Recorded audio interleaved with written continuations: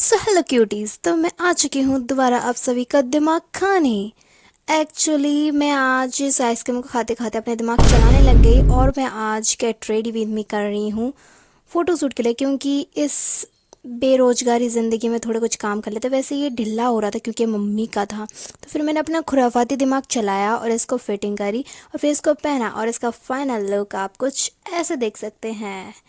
तो मैं रेडी होकर के फिर मैंने थोड़ी सी शूटिंग की और फ़ोटोज़ उठाए, जो कि वीडियोज़ आपको मिल जाएंगे मेरी इंस्टाग्राम आईडी पे। तो चलो आप सभी का दिमाग खाते हुए मेरी और इस वीडियो शूट करते करते मेरा इतना पसीना निकला है कि मेरी सुबह की आइसक्रीम भी पच गई। चलो मैं चलती हूँ और लाइक करना, सब्सक्राइब करना